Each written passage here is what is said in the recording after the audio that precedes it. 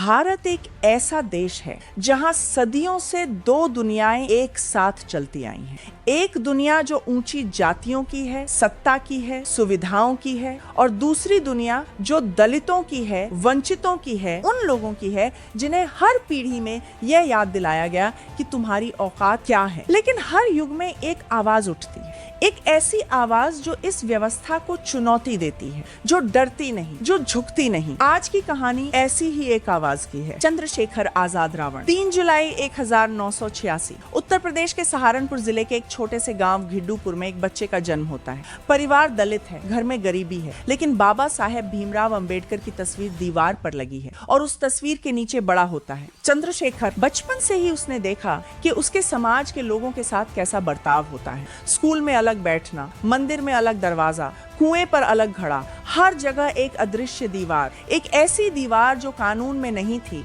लेकिन जमीन पर बहुत मजबूत थी। चंद्रशेखर पढ़ा, खूब पढ़ा, उसने लॉ की पढ़ाई की और जब उसके हाथ में संविधान आया तो उसने एक बात समझी कि जो हक कागज पर लिखे हैं वो जमीन पर लागू करवाने के लिए लड़ना पड़ता है। 2015 का साल था जब चंद्रशेखर ने एक संगठन खड़ा किया, भीम आर्मी। नाम ही बता देता था कि ये किसके लिए है।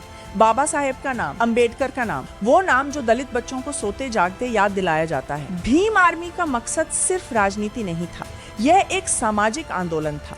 पश्चिमी उत्तर प्रदेश के गांव में जाकर दलित बच्चों को पढ़ाना, उन्हें उनके अधिकार बताना, उन्हें यह समझाना कि तुम्हारा जन्म किसी अपराध की सजा नहीं है। जल्द ही भीम आर्मी की पहचान बनने लगी और जहां पहचान बनती है वहां दुश्मन भी बनते हैं। मई 2017 सहारनपुर शब्बीरपुर गांव, एक जुलूस, एक विवाद और फिर आग। दलित बस्तियां जला दी गईं, घर राख हो गए, औरतें, बच्चे, बूढ़े सब सड़क पर। पुलिस खड़ी रही, प्रशासन खामोश रहा। चंद्रशेखर ने आवाज उठाई, उसने अपने लोगों को एकजुट किया और ये बात सत्ता को बर्दाश्त नहीं हुई। कुछ ही हफ्तों बाद चंद्रशेखर को गिरफ्तार कर लिया गया। आरोप राष्ट्रीय सुरक्षा अधिनियम NSA, एक ऐसा कानून जिसमें बिना मुकदमे के किसी को भी जेल में बंद किया जा सकता है। कोई फर नहीं, कोई जमानत नहीं, बस सलाखें। 16 महीने चंद्रशेखर जेल में रहे। बाहर उनके समर्थक लड़ते रहे, न्यायालय के दरवाजे खटखटाते रहे और देश भर में एक सवाल गूंजता रहा, क्या दलितों की आवाज उठाना अपराध है? सितंबर 2018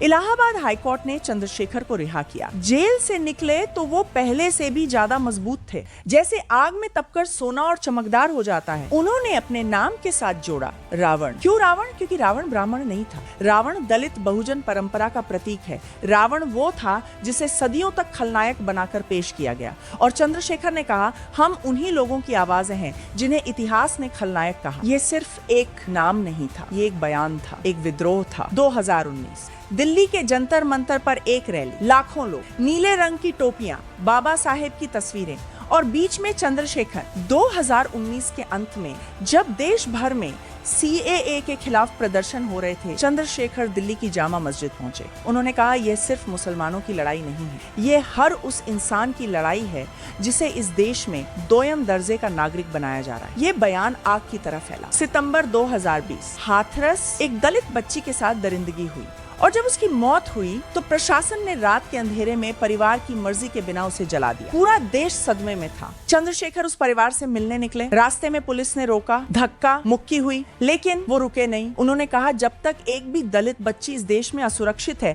मैं चैन से नहीं बैठूंगा। 2020 चंद्रशेखर ने एक नई पारी शुरू की। उन्होंने आजाद समाज पार्टी की स्थापना की। उनका संदेश साफ था, भीम आर्मी सड़क पर लड़ेगी और आजाद समाज पार्टी संसद में, क्योंकि वो जानते थे सिर्फ आंदोलन से नहीं बदलता देश, कानून बनाने की ताकत चाहिए, संसद में आवाज चाहिए। 2022 के उत्तर प्रदेश चुनाव में उन्होंने अपनी पार्टी के साथ मैदान में उतरे। ये पहला कदम था एक लंबी लड़ाई का। आज चंद्रशेखर आजाद रावण सिर्फ एक नेता नहीं है, वो एक प्रतीक है, उन करोड़ों युवाओं का प्रतीक जो इस देश में पैदा तो हुए हैं लेकिन जिन्हें हर रोज ये एहसास दिलाया जाता है कि तुम्हारी जमीन, तुम्हारा आसमान, तुम्हारा भविष्य सब सीमित है। चंद्रशेखर कहते हैं, बाबा साहेब ने संविधान दिया, हमारा काम है उसे जमीन पर उतारना। इतिहास के पन्नों पर कुछ नाम वक्त के साथ धुंधले पड़ जाते हैं और कुछ नाम वक्त के साथ और चमकदार होते जाते हैं। चंद्रशेखर आजाद रावण की कहानी अभी खत्म नहीं हुई, ये कहानी अभी लिखी जा रही है।